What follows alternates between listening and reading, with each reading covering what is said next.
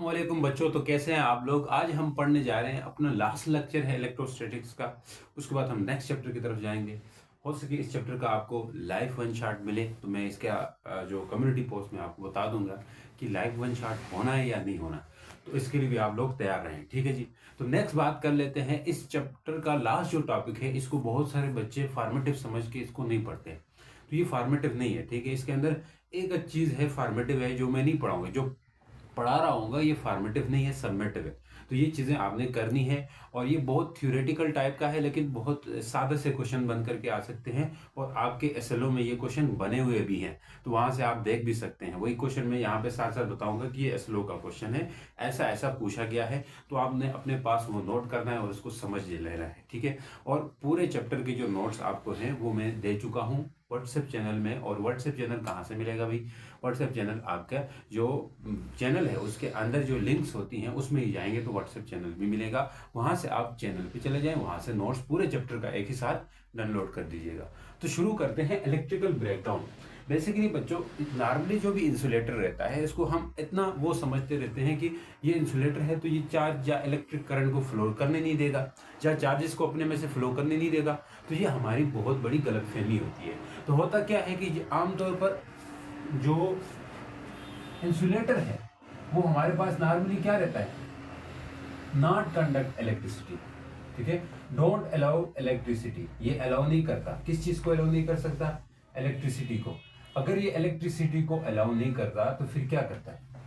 जब electric field बहुत strong हो जाती है, देखो इलेक्ट्रिक फील्ड की वजह से ही चार्जेस फ्लो करते हैं। ये ऐसा आप अगले चैप्टर में देखेंगे कि इलेक्ट्रिक फील्ड होगी किसी भी कंडक्टर के अंदर, तो वो कंडक्टर के अंदर में करंट बनता है। करंट बनने की वजह क्या है? करंट में बेसिकली चार्ज फ्लो करते हैं, ये आपने पढ़ा होगा। तो चार्ज कौन फ्लो करवाता है? इलेक्ट्रिक फील्ड फ्लो करवाती है, ठीक है। तो इलेक्ट्रिक फील्ड बहुत ज्यादा स्ट्रांग है। नॉर्मली को किसकी बात हो रही है? इंसुलेटर की बात हो रही है। नॉर्मली इंसुलेटर जो है वो अलाउ नहीं करता इलेक्ट्रिसिटी को। अच्छा, फिर क्या करता है? फिर ये करेगा बच्चों कि अगर इलेक्ट्रिक फील्ड जो है ना स्ट्रांग हो जाए, ठीक है, तो फिर फ्लो कर लेता है। When electric field is so strong, ठीक है जी, अगर इलेक्ट्रिक फील्ड बहुत ज्यादा स्ट्रांग होता है then insulator will be break down, यानी कि फिर उसके बाद क्या करेगा? चार्जेस फ्लो करेगा। Electric field is so strong, अगर ज्यादा स्ट्रांग हो जाती है, ठीक है, तो charges in insulator will move या फ्लो। इंसुलेटर में जो चार्जेस रहते हैं वो फ्लो करेंगे। As a result insulator will break down, insulator break down होगा। इसको कहते हैं electrical break down. As a result insulator will break down, insulator जो है वो ब्रेक डाउन हो जाएगा। और इसी को क्या कहते हैं? This is known as electrical break down. इसको क्या कहेंगे? इलेक्ट्रिकल ब्रेक डाउन कहेंगे। इसी को क्या नाम दिया जाता है? इलेक्ट्रिकल ब्रेकडाउन का नाम दिया जाता है। सुन लो, क्या नाम देंगे? Electrical breakdown. तो इलेक्ट्रिकल ब्रेकडाउन क्या होती है हमने पढ़ा। अब नेक्स्ट बात इसके अंदर करते हैं कि विजिबल कुछ एग्जांपल्स हैं, और इन एग्जांपल्स को आप आम खास मत समझे, बहुत ज्यादा इंपॉर्टेंट है। विजिबल एग्जांपल्स के अंदर क्या क्या आती है? जैसा कोरोना डिस्चार्ज क्या होता है, इसके अंदर एसएलओ में क्वेश्चन बना हुआ है कि कोरोना डिस्चार्ज। अब देखो यहाँ कोरोना वायरस का कोई ताल्लुक नहीं इसके साथ, ये नाम कोरोना वायरस से भी पहले दिया जाता था। अब कोरोना डिस्चार्ज करके कोरोना से रिलेट करके आप लिख दोगे, बहुत सारे बच्चे ऐसे भी होते हैं, ये कोरोना डिस्चार्ज क्या होती है? तो कोरोना डिस्चार्ज नाम सुन के कि कोरोना कोई चीज़ है, इसके अंदर कोई वायरस घुस गया होगा तभी कोई चार्जेस मूव कर रहे हैं या ग्लो कर रहे हैं, ये ऐसी कुछ बात आ रही, तो ये आपकी गलतफहमी है। कोरोना डिस्चार्ज नाम ही अनोखा है, तो एक अनोखे नाम से पूछे भी जाते हैं। फिर आप जो स्टूडेंट फॉर्मेटिव समझ के इस टॉपिक को छोड़े थे तो वो तो परेशान ही होंगे कि यार ये कहाँ से आया, कोरोना डिस्चार्ज कहाँ से आ गया, ठीक है। तो कोरोना डिस्चार्ज विजिबल एग्जांपल्स में से एक है। क्या है? विजिबल एग्जांपल्स में से एक है। विजिबल एग्जांपल्स के अंदर जब आप पढ़ेंगे तो वहां से आया है ये। विजिबल एग्जांपल्स के अंदर हमारे पास दो तरह की चीजें हैं। एक है कोरोना डिस्चार्ज, दूसरा एक लिचेंटन-बर्ग फिगर से। पहली बात करते हैं कोरोना डिस्चार्ज की। कोरोना डिस्चार्ज, कोरोना डिस्चार्ज है, कोरोना एन है, अच्छा चेक करो स्पेलिंग क्या है। तो कोरोना डिस्चार्ज, देखो आपने पीछे एक टॉपिक पढ़ा होगा, डिस्चार्जिंग ऑफ इंसुलेटर या डिस्चार्जिंग ऑफ मेटल। तो डिस्चार्ज का मतलब है कि चार्जेस का एकदम से एवलांच इफेक्ट आ जाना, चार्ज बहुत ज़्यादा एक दफ़ा डिस्चार्ज निकल जाए किसी कंडक्टर में से या किसी भी उससे, तो वो चार्ज हमेशा लाइटनिंग प्रोड्यूस कराते हैं। अब ये कोरोना डिस्चार्ज देखें, बेसिकली क्या होता है, आपने जो खंबे होते हैं बिजली के खंबे, पाकिस्तान में आपकी बुक में फिगर बनी हुई है, बुक की फिगर देख लें, यहाँ पे अब मैं फिगर नहीं बना सकता उस तरह की फिगर।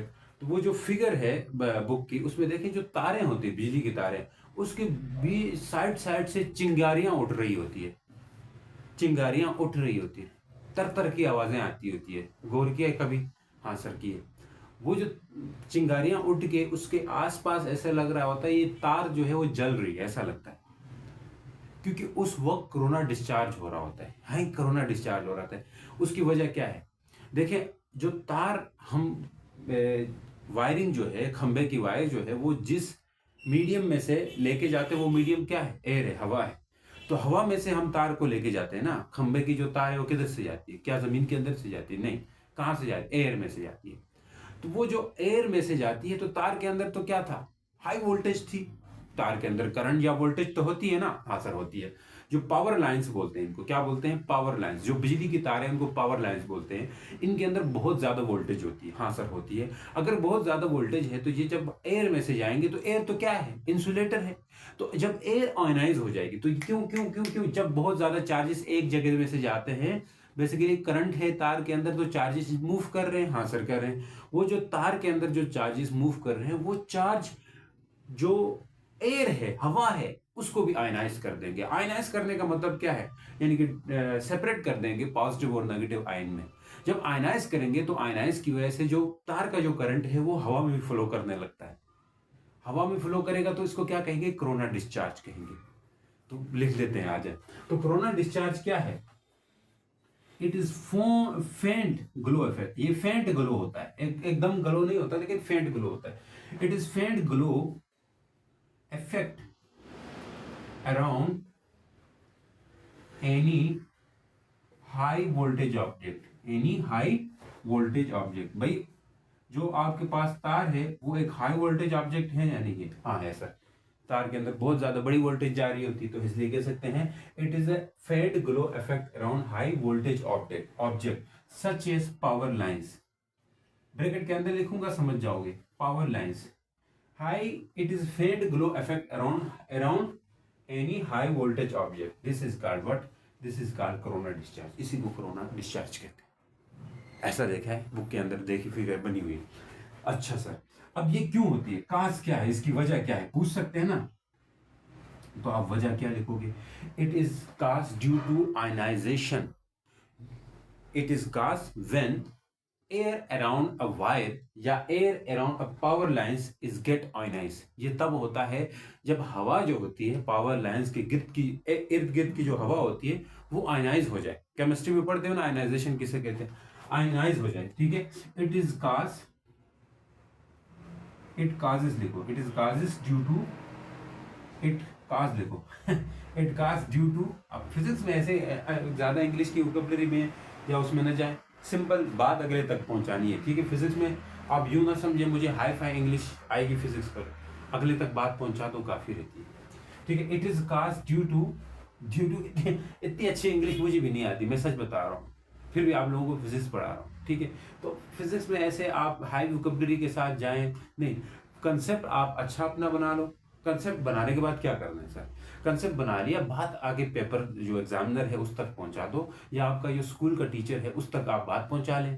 काफ़ी है इतनी इंग्लिश आपकी। ज़्यादा इंग्लिश, ज़्यादा आपने यहाँ पे हाई फाई वो नहीं बनना है कि मैंने इंग्लिश का प्रोफेसर बनना है या कोई अंग्रेज़ी बनना है, ऐसा मत सोचो। इतनी अच्छी अंग्रेज़ी फिजिक्स के टीचर की खुद की भी नहीं होती है, फिर भी वो आपको फिजिक्स पढ़ा रहा होता है। तो आप ऐसा मत सोचें कि इंग्लिश हमें बहुत अच्छी आई तो हम फिजिक्स सीख सकते हैं, ऐसा मत सोचें यार। ऐसा सोचना बहुत बुरी बात है, लेकिन आप ऐसा सोचें कि मुझे कंसेप्ट क्लियर करना है, कंसेप्ट क्लियर करने के लिए पढ़ना है। कंसेप्ट क्लियर हो गया तो आगे बात अपनी अगले तक पहुंचा सकते हो, कि जो आप जो के देखो फिजिक्स में सिंपल बातें होती है ना, वही बात अगले तक पहुंचानी है, तो वही सिंपल अंग्रेजी। देखो अभी हमने समझा कि कैसे कोरोना डिस्चार्ज हो रहा है, अब ऐसे कोरोना डिस्चार्ज को ही हम आगे पहुंचा रहे हैं ना, वही बात जो हमें पता थी पहले से, पहले से पता थी, लेकिन उसी को हम आगे अंग्रेजी में कर रहे हैं, तो बस अगले तक पहुंचाना ही मकसद है। चलो जी, आ जाओ वापस आते हैं। It is caused due to ये क्यों होती है? It is caused due to, मैंने बोला due to air around wire is get ionise. It is caused due to air around wire ionise, ठीक है, आयोनाइज हो जाए। थोड़ी बहुत गलती हो सकती है, लेकिन बात पहुंच गई आप तक, मैं कहना क्या चाह रहा हूँ, सही है सर। बाकी भी अगर किसी को यहाँ मसला रहता है, नोट्स में मैंने ये बात लिखी है, वहां से देख लो। अच्छा, ये इंग्लिश में कोई फर्क नजर आ रहा है तो अब बात करते हैं लिचेंटन-बर्ग फिगर्स। ये भी इंपॉर्टेंट है, लिचेंटन। अब ऐसे नाम आए तो बोले ये तो कोई बायो का नाम है, ठीक है। लिचेंटन-बर्ग फिगर्स, भाई ये दोनों इंपॉर्टेंट हैं, दोनों इंपॉर्टेंट है, लिचेंटन-बर्ग फिगर्स। अब ऐसा क्वेश्चन एग्जामिनर में एग्जाम में पूछते हैं, what is corona discharge and Lichtenberg figures, what are the corona discharge and Lichtenberg figure. तो आप कहोगे ये तो फिजिक्स का कुछ नहीं आया भाई ये तो कुछ बाहर से ही दिया है, ऐसा लगेगा ना, ये तो कुछ बाहर से ही दे दिया, हम क्या करें। तो भाई ये बड़ी इंपॉर्टेंट चीज़ है, देखो बड़ी टेक्निकल। अब लिचेंटन-बर्ग फिगर क्या होती है? ये भी लगभग कोरोना डिस्चार्ज की तरह ही है, लेकिन जहाँ पे एक खूबसूरत फिगर बनती है। इसमें फैन ग्लो इफेक्ट होता है, ठीक है। थोड़ी थोड़ी हवा जो है, एयर जो है वो आयनाइज हो जाती है। इसमें पूरी एयर आयनाइज होने के बाद और उस एयर के अंदर मुकम्मल करंट फ्लो करने लगता है, ठीक है। तो हम ये लिख सकते हैं लिचेंटन-बर्ग फिगर में क्या होता है, व्हेन ए हाई वोल्टेज पास, यहाँ पे हाई वोल्टेज पूरी की पूरी पास हो जाती है, ठीक है। व्हेन ए हाई वोल्टेज पास हो जाती है कहाँ पे? थ्रू इंसुलेटर, जब हाई वोल्टेज पास हो जाए थ्रू इंसुलेटर में, ठीक है, देन इंसुलेटर क्या कुछ हो सकता है, एयर हो सकती है, ग्लास हो सकती है, ठीक है, ऐसा कुछ insulator passes through insulator, then it making a beautiful figures, then it making beautiful लिखेंगे, making a specific pattern figures, making a pattern figures। Pattern figure मतलब एक तरतीब से बनेगा, दरख्त की तरह बनेगा, ट्री लाइक फिगर बनेगी, मेकिंग अ पैटर्न फिगर्स। तो पैटर्न फिगर्स जब बना रहा हो तो उसी को हम लिचेंटन-बर्ग फिगर्स कहते हैं। आप फिगर आपकी बुक में बनी हुई है, किसी को लगता है वो फिगर बना लो वहां से। आपको मैंने कंसेप्ट डिलीवर करना क्या होती है भाई, वो हाई वोल्टेज पास करेगी इंसुलेटर में से, इंसुलेटर ब्रेक होगा, मुकम्मल तौर पर ब्रेक होगा, मुकम्मल तौर पर ब्रेक होने के बाद उसके अंदर एक पैटर्न बनेगा, करंट का एक पैटर्न बनेगा, ठीक है। दैट क्यों होती है? Because current is passing through insulator. क्यों होता है? यहां पे मुकम्मल तौर पर करंट पास कर रहा होता है, बिजली गुजर रही होती है, बिजली पास कर रही होती है। यहाँ पे करंट आयनाइज होने के बाद ये ग्लो इफेक्ट हो रहा था वायर की गिर, ठीक है, जहां पे करंट मुकम्मल पास कर रहा है, because current is passing through insulator. भाई इंसुलेटर के अंदर करंट पास कर रहा होता है। ये फिगर्स देखने में तो खूबसूरत है, लेकिन आपके ऊपर लग जाए खतरनाक है, ठीक है। तो लिचेंटन-बर्ग फिगर्स को आपने पढ़ लिया, तो ये इंपॉर्टेंट, दोनों बहुत इंपॉर्टेंट है, ऐसा पूछ सकते हैं आपसे। नेक्स्ट हम लाइटिंग सेपरेशन के बारे में बात करते हैं। लाइटनिंग सेपरेशन,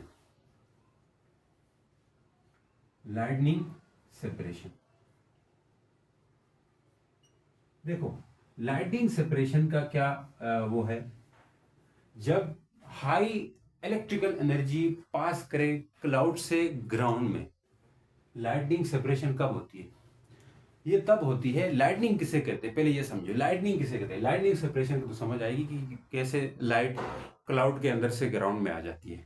तो लाइटनिंग क्या होती है? एक तो लाइटनिंग ये है कि यहाँ पे हम जो बिजली बल्ब लगा लें तो ये लाइटनिंग होगी, लेकिन लाइटनिंग सेपरेशन जो क्लाउड में होती है उसको कैसे कहेंगे? जब हाई इलेक्ट्रिकल एनर्जी, देखो क्लाउड के अंदर क्या होते हैं, अब मैं ये बताऊंगा कैसे लाइटनिंग होती है क्लाउड्स के अंदर, इसके ऊपर हम बात करेंगे, इसी के आगे होगी। लेकिन लाइटनिंग सेपरेशन किस वजह से होती है वह बात भी आप करोगे, हाउ लाइटनिंग सेपरेशन अकर्स, ऐसे सवाल पूछे गए हैं और एसएलओ के अंदर भी है। तो लाइटनिंग क्या होगी, देखिए लाइटनिंग बेसिकली इलेक्ट्रिकल एनर्जी ये क्या हो जाएगी, पास हो जाएगी बिटवीन क्लाउड एंड ग्राउंड। जब इलेक्ट्रिकल एनर्जी ट्रांसफर हो जाए क्लाउड बादलों से जमीन के अंदर, तो इसे लाइटनिंग कहते हैं, जिसे थंडर स्टॉर्म भी कहा जाता है। बादल गरजते हैं तो आपने सुना बिजली गिरी है, ठीक है, बादलों की बिजली गिरती है तो इससे आपका सैलाब आता है, ये चीजें होती है। तो यहाँ पे लाइटनिंग क्या होगी, it is high electrical energy passes from cloud to ground. High electrical energy है, ये क्या है, high electrical energy, high electrical energy passes from cloud to ground, clouds to ground, तो इसे हम लाइटनिंग सेपरेशन कहते हैं। लाइटनिंग सेपरेशन तो आगे आएगी। अब देखो हाउ दिस लाइटनिंग हैपन, कैसे होती है लाइटनिंग, तो बात करता हूँ, अब कहानी जरूर थोड़ा समझाता हूँ। बादलों के अंदर क्या रहते हैं, डस्ट पार्टिकल और कहें वाटर ड्रॉपलेट्स होते हैं। बारिश तो होती है ना बादलों के अंदर, हाँ बादल फटते हैं, पीछे आपने सुना होगा। तो बादलों के अंदर क्या रहता है, आपके पास ज्यादातर वाटर ड्रॉपलेट्स होते हैं और एयर हवा होती है। अब देखिए जो जो ऐसे हवा और बादल ऐसे मजे से नहीं बैठ रहे होते हैं बादलों के अंदर, एयर जो हवा है और वाटर ड्रॉपलेट्स आपस में कोलिजन करते रहते हैं, टकराते रहते हैं, मूव करते रहते हैं। उनकी कोलिजन की वजह से चार्ज प्रोड्यूस होता है। तो चार्ज हमेशा देखिए, जा तो हमने पीछे चार्जिंग में पढ़ा था, चार्ज या तो फ्रिक्शन की वजह से प्रोड्यूस होता है, चार्ज या तो इंडक्शन की वजह से प्रोड्यूस हो रहा होता है, चार्ज फिर ये चार मेथड हमने पढ़े थे, या रबिंग से प्रोड्यूस होता है। अब सोचो, अब ये जो कंडक्शन से प्रोड्यूस होता है, रबिंग और फ्रिक्शन एक ही चीज है। अब देखें जब वाटर ड्रॉपलेट्स और हवा टकराएगी तो उनके बीच में कोलिजन होगा, कोलिजन मीन फ्रिक्शन होगी, फ्रिक्शन मीन रबिंग होगी, रबिंग की वजह से चार्ज प्रोड्यूस होगा। तो क्या खाली रबिंग से प्रोड्यूस होगा चार्ज? नहीं सर। क्या उनके बीच में इंडक्शन नहीं होगा? हो रहा होगा। क्या उनके बीच में कंडक्शन नहीं हो रहा होगा? देखो जब वाटर ड्रॉपलेट्स और एयर आपस में कोलिजन कर रहे होंगे, टकरा रहे होंगे, उस वक्त उनके बीच में क्या भी हो सकती है, रबिंग हो सकती है, फ्रिक्शन हो सकती है, कंडक्शन हो सकती है, इनकी वजह से। तो चार्जिंग मतलब किसी न किसी तरह चार्ज बनता है, क्लाउड्स के अंदर चार्ज बनता है। अब देखें हवा के पार्टिकल्स लाइट है और दूसरी तरफ वाटर ड्रॉपलेट्स भारी हैं, तो जब दोनों कोलिजन करेंगे तो लाइट पार्टिकल्स जो है हमेशा देखो लाइट पार्टिकल जोर से टकराएंगे, जोर से टकराएंगे। सुनो, क्योंकि छोटी चीज जो होती है वो जब टकराते वक्त उसको ज्यादा चोट पहुंचती है, बड़ी चीज को इतना नहीं पहुंचेगी। हाँ सर।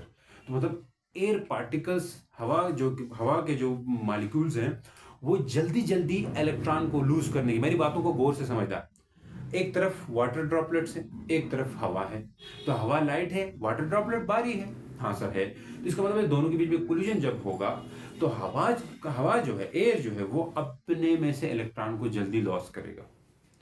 और क्योंकि ज्यादा देखो, जिसको ज्यादा एनर्जी मिलेगी, क्योंकि इतनी ज्यादा एनर्जी, देखो जितनी ज्यादा जोर से कोलिजन होगा हवा के ऊपर, तो हवा जल्दी से इलेक्ट्रॉनों को लूज करेगा।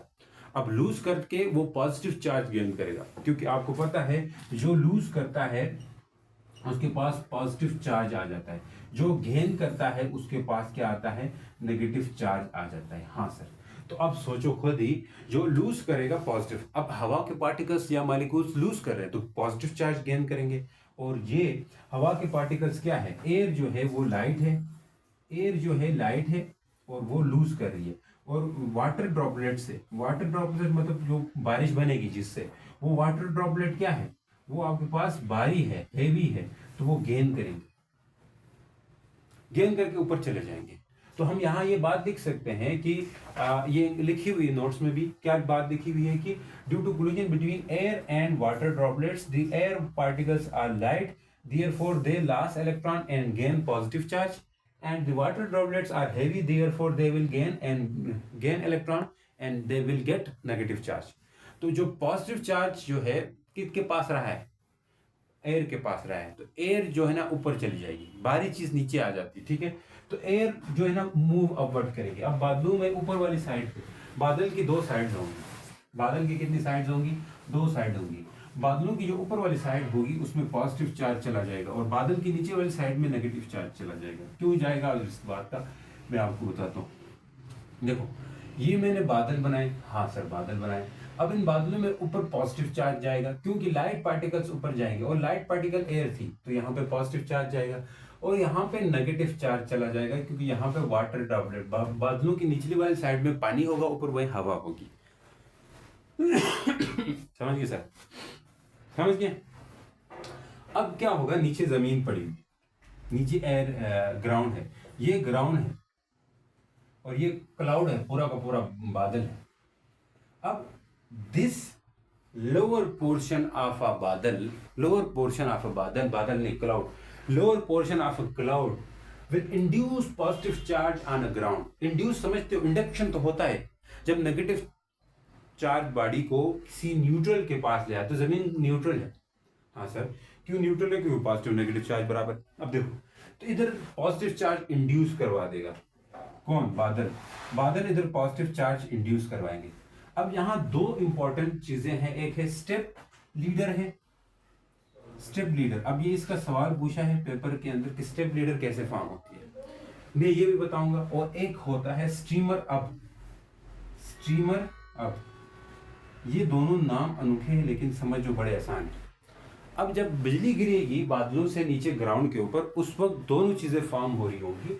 एक स्टेप लीडर बनेगी, लीडर ये सीढ़ी से निकला है, सीढ़ी ये होती हो तो सीढ़ियां चढ़ के जाते हो, सीढ़ियां, तो सीढ़ियों से निकला है, तो ये स्टेप लीडर बनेगी। क्योंकि this negative charge of a cloud will get ionise, ये आयनाइज कर देगा एयर मॉलिक्यूल्स को, हवा को आयनाइज करेगा, और ये जिगजैग पाथ में डाउनवर्ड मूव करेगा। ये मैंने लिखा हुआ है। तो स्टेप लीडर क्या करेगी? मूव, पहले तो आयनाइज करेगी एयर मॉलिक्यूल्स को, सब कुछ सही से आयनाइज करवाएगी, और move in zigzag, move downward with zigzag path, move downward through zigzag path, through zigzag path. That is basically step leader बोलते हैं। जब negative charge of a cloud, when negative charge of a cloud ionize the air and move downward, negative charge move downward with zigzag या through zigzag path, that is basically steep leader। ठीक है। और stream up leader क्या होती है? यहाँ पे जो पॉजिटिव चार्ज है जमीन के अंदर, ये पॉजिटिव, अब इसी तरह लाइटनिंग बनती है, लाइटनिंग इसी तरह आती है। ये पॉजिटिव चार्ज क्या करेगा बच्चों? ये पॉजिटिव चार्ज आयनाइज करेगा। This positive charge on a ground will ionize air above ground। इधर हवा जो है इसको आयनाइज करेगा, इसको आयनाइज करवा के ये भी ऊपर की तरफ मूव करेगा। Then positive charge will move upward. देखो, नीचे से पॉजिटिव चार्ज, ऊपर से नेगेटिव चार्ज, अब होगा कोलिजन, अब होगे दोनों मिलेंगे।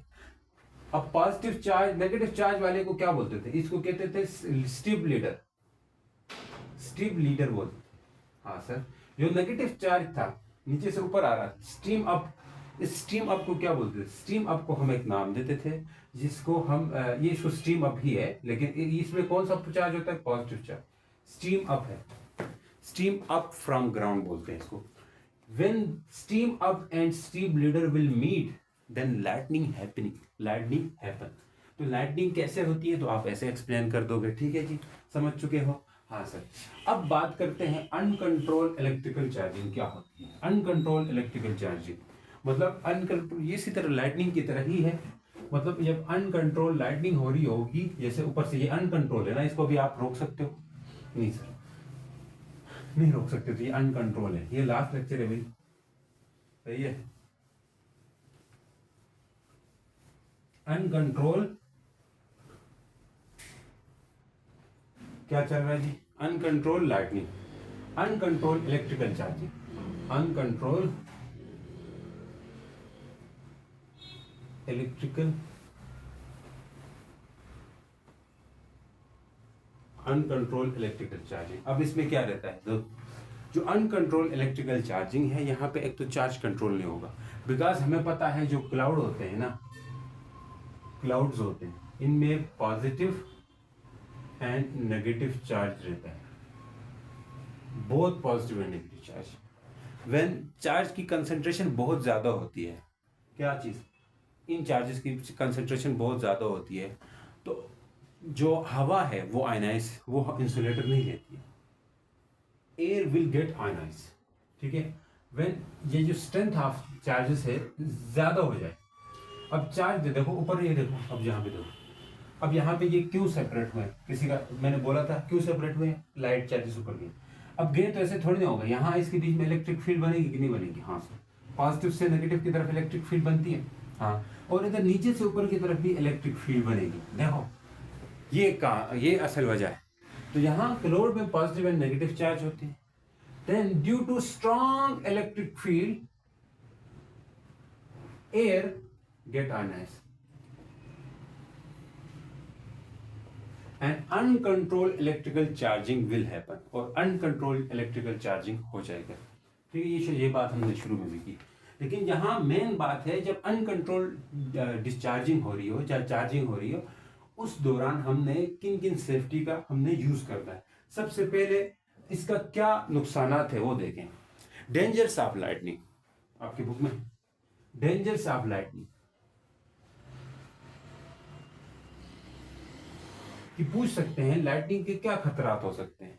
तो आप सबसे पहले लिख देंगे इट कैन, चोट पहुंचाने को क्या बोलते हैं, हर्ट नहीं यार, आपने मुझे हर्ट क्या बोलते हैं ना, इंजर। इट कैन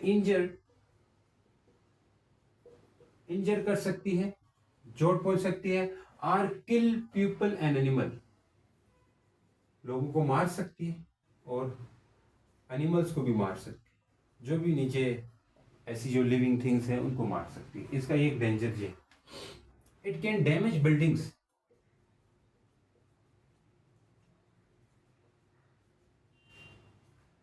कहीं कहीं सुना होगा बिजली गिरी थी मर गया बंदा। ठीक है, it can damage buildings, building को डैमेज कर सकती है। तो इसकी जो हीट है, fire due to heat fire can happen, यानी कि आग शाग भी जल सकती, आग वगैरह भी लग सकती है। तो ये आप ऐसी बातें लिख लेना, बुक में भी है। तो ये डेंजर्स है। इसकी सेफ्टी ऑफ लैंडिंग कैसे करेंगे, सेफ्टी कैसे, सेफ्टी मतलब मौत आए तो खैर सेफ्टी तो कोई भी वो हो, लेकिन फिर भी आप सेफ्टी कर सकते हो। सेफ्टी कैसे करनी है, मूव करो कहाँ पे, move into a strong building. सबसे पहले एक मजबूत बिल्डिंग के अंदर दाखिल हो जाओ। अगर आपको इसी तरह लाइटिंग में भागने का मौका मिला तो आप दे किसी मजबूत बिल्डिंग का यहाँ ये मतलब है कि ऐसी बिल्डिंग हो जिसके साइड के यानी कि नींव दौर के मुताबिक हो, उसके अंदर बिल्डिंग के साइड पे वो होने चाहिए, पिलर्स होने चाहिए। पिलर समझते हो, पिलर के अंदर सरिया लगता है ना, यानी कि बिल्डिंग की जो दीवार है ना उसके अंदर मेटल होना चाहिए। अब सर मेटल क्यों, क्योंकि जब ऊपर से गिरेगी बिजली तो पहले वो आपके ऊपर गिरने से पहले वो जो मेटल है दीवार बिल्डिंग के अंदर, जो मेटल लगा हुआ है या सरिया लगा हुआ है या कोई मेटल का पाइप लगा हुआ है दीवार के अंदर, उस पाइप के थ्रू वो जमीन में चली जाएगी, आपके ऊपर खतरा नहीं होगा। हाँ, उस अब देखो जो दीवार है वो पत्थरों की है, कुछ मेटल नहीं है, तो फिर आपके ऊपर गिरेगी भाई, फिर आप नहीं बचोगे। क्योंकि दीवार के अंदर मेटल होना बहुत जरूरी है बिजली के लिए। खासतौर पर बिजली गिरेगी तो वो मेटल अपने में से पास करवा के बिजली के ग्राउंड के जमीन के अंदर दसाएगा, तो फिर आप बच सकते हो। इसलिए move into a strong building इसलिए लिखा है कि एक मजबूत बिल्डिंग हो। ऐसा नहीं कि ऐसे वैसे बिल्डिंग जिसमें कुछ भी कंडक्टर नहीं है, मेटल नहीं है, तो जाहिर सी बात है आप भी मेटल हो, फिर आप ही गुड कंडक्टर हो, फिर तो आपके ऊपर ही गिर सकती है। तो इसलिए स्ट्रॉन्ग बिल्डिंग जरूरी है। इफ आउटसाइड अगर आप बाहर हो, then stand with crouch down position, CROUCH, crouch down position। तो आपने क्राउच डाउन पोजीशन में रहना है अगर आप बाहर हो तो। क्राउच डाउन पोजीशन, मान लिया आप किसी मैदान में हो तो क्राउच डाउन पोजीशन में आपने कैसे रहना है, अपनी टांगों को बहुत क्लोज रखना है, बहुत क्लोज। टांगों को दूर रखते हो ना तो फिर आपके टांगों के बीच में पोटेंशियल आ जाता है। पोटेंशियल की वजह से आपको मतलब करंट दोनों टांगों से ऊपर आएगा। अब दोनों टांगों के बीच में गैप कम होगा तो आपका जो वो है पोटेंशियल है वो कम हो जाएगा। और आपने कानों पे हाथ रखना है, सही है। अच्छा, आपको कहेगा सर मैं लेट जाऊं तो कैसा होगा, देखो लेटने से क्या होगा, करंट आपके, देखो अगर आप खड़े हैं तो करंट सिर्फ पाँव की वाली साइड या एक ही पाँव वाली साइड लग सकता है, इधर से जाएगा। लेकिन आप लेटे हुए हो तो आपके पाँव से अलग करंट, ऊपर से अलग करंट, सब होगा। तो ये चीज़ इसलिए आपने बिल्कुल पाँव जोड़ के खड़े होना। लेकिन इसमें फिर भी बच नहीं सकता बंदा, क्योंकि सर पे गिरेगी तो बच गया, लेकिन एक बचने का एक चांस है। अच्छा, इसके अलावा देखिए इसके अलावा आपने ये करना है कि don't sit under tree, don't sit under tree, tree के नीचे, दरख्त के नीचे नहीं बैठना। बिजली गिरी तो दरख्त के नीचे नहीं जाना, क्योंकि दरख्त खुद भी कंडक्टर है। कैसे? क्योंकि दरख्त के अंदर पानी होता है, दरख्त तो हरा होता है ना, पानी होता है, तो वो दरख्त खुद भी कंडक्ट करेगा बिजली और आपके ऊपर भी गिरा देगा, तो इसलिए वहां पे नहीं जाना। तो ये सेफ्टी वगैरह है जी, सेफ्टी वगैरह है। अब बात करते हैं, लास्ट है सेफ्टी थंडरस्टॉर्म्स। ये सेफ्टी थंडरस्टॉर्म की। अब लाइटनिंग रॉड का क्या काम? देखो इसके ऊपर एसएलओ भी बना हुआ है। लाइटनिंग रॉड का कंसेप्ट सबसे पहले बेंजामिन फ्रैंकलिन ने दिया था। किसने दिया था? बेंजामिन फ्रैंकलिन ने दिया था। ये एक साइंटिस्ट था, इसने इन्वेंट किया था। तो लाइटनिंग रॉड मतलब किसी बिल्डिंग में होता है, ये पॉइंटेड रॉड होता है at the highest point of building. It is pointed rod at highest point of building। Building का सबसे ऊंचा रॉड होता है ये। अब ऊंचा रखने का क्या काम होता है? क्योंकि बिजली उस पर गिरेगी, फिर ग्राउंड में जाएगी, फिर अंदर जाएगी। इसका वर्किंग कैसे है, देखो काम कैसे करता है, ये जरूरी है। आप देखो ये बिल्डिंग है, मान के चलो, इसमें आपने रॉड लगा दिया ऊपर, घर भी बना दिया। अब यहाँ पे ये रॉड है, तो रॉड ऐसे जाएगा, ऐसे ग्राउंड में, ये रॉड जा रहा है, ठीक है। अब रॉड को ऐसे तो नहीं कर सकते हो, घर के दरमियान में से पास करें, क्योंकि शुरू में मैं ऐसे सोचता था यहाँ इस तरह है तो इधर ऐसे ले जाएगा, नहीं, साइड साइड से ले जाओ, लाजमी नहीं सेंटर से ले जाओ, ठीक है, क्योंकि इधर तो आप बैठे होंगे, अपने ऊपर ही लाना चाहते हो बिजली को, तो साइड से रॉड जाके जमीन के अंदर चला जाता है। तो यहाँ पे क्या करेगा, इट प्रोवाइड, देखो, it provide a safe path for lightning, provide safe path for lightning current, safe path provide करेगा for lightning current. Lightning current के लिए एक सेफ रास्ता मुहैया करेगा। अच्छा, और यहां से जो करंट है वो पास करेगा through rod and inter into ground. Current क्या करेगा? passes through rod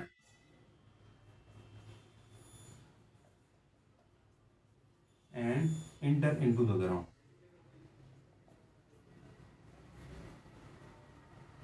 ग्राउंड में भी इंटर कर जाएगा, ठीक है जी। तो उम्मीद करता हूँ लेक्चर आपको पसंद आया होगा। तो मिलते हैं नेक्स्ट लेक्चर के अंदर, तब तक के लिए गुड बाय, अपना ख्याल रखें, अल्लाह हाफिज।